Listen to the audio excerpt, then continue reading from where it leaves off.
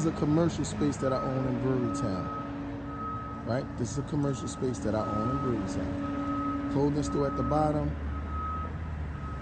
2 bedrooms, 2 bathrooms, kitchen, finished basement in the back, right? Mixed use, right?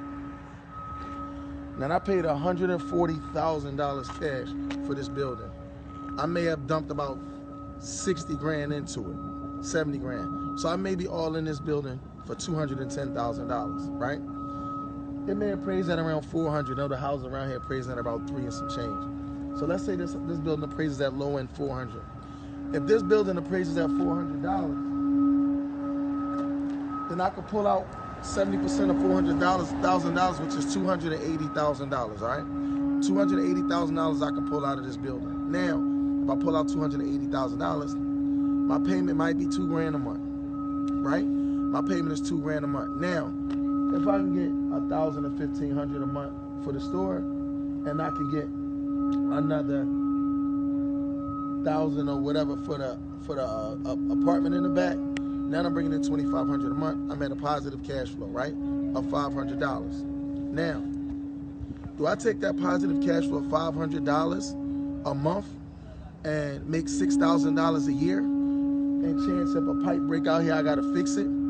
Or do I refinance, pull my money out, move forward, and put this building up for sale, tenant occupied, already generating a $2,500 a month income to appeal to someone else? And when I sell it for $400,000 and I'm in at 200, I'm walking away with 200,000. I could take that 200,000, buy a building, free and clear, bringing in a ton of money.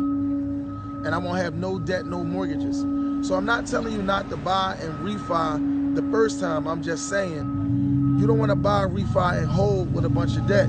You want to get to a point where you buying and you refining and you holding the ones that are free and clear, bringing in money. Now, let's say I spend $200,000 on this building right here, right? And it's free and clear. It's free and clear. I spent $200,000 on it. It's bringing in $2,500 a month. Well, if I ever need that $200,000 again, then I can refi.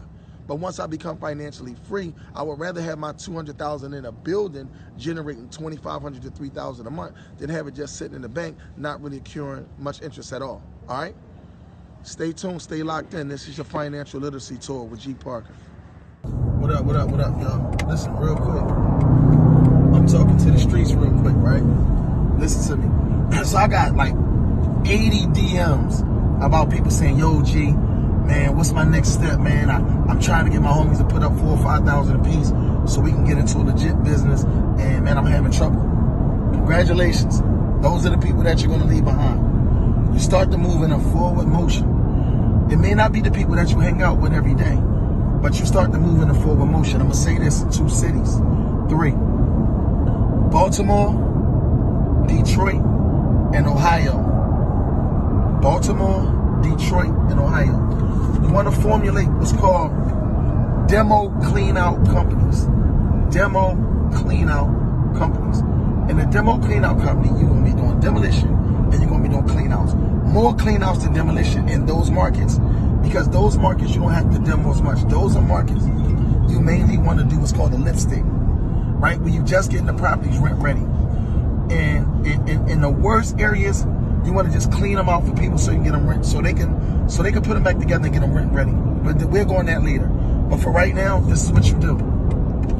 If you don't have 4 or 5 guys to put up $4,000 or $5,000 to buy you a truck, what you do is you go in, you assess the job. This clean out job might be $1,500, for instance, right? It might be a $2,000. Let's call it. Let's say even numbers. I don't want to confuse anybody. Let's say for $2,000, this is what we're gonna do for $2,000. For $2,000, we're gonna clean this property out. But you weren't able to get the demolition truck, the dump truck, because you didn't have the team to put it together. That's what you do. You got influence, you go get you maybe 5 youngins. You pay them all $100 per day, right? It costs you $500 to get this place cleaned out. Plus, maybe $300 for a dumpster, $350. Let's call it $400. The hell with it, right?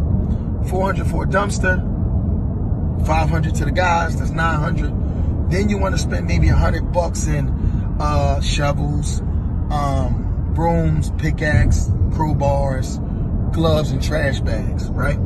Most of the time I don't use trash bags, I use trash cans, because you can take the trash cans, dump them in the dumpster, and keep moving, right? And you'll always be able to utilize the same trash cans instead of wasting money on trash bags. That's a demo clean out tip. Now, after you do that, you all in about $1,000 per job. If you're charging $2,000 per job, you got $1,000 profit. If you can set up 4 jobs a week, you make $4,000 profit a week. That's $16,000 a month. You can work from 7 to 3 and go home and be done for the rest of the day. And you can take others off the street and do the same thing. This is the demo clean out hustle. Don't never say I ain't never teach you nothing. It's big business or no business. I'm talking to the streets. Tag everybody you know. Anybody can do this. All right, stay tuned, stay locked.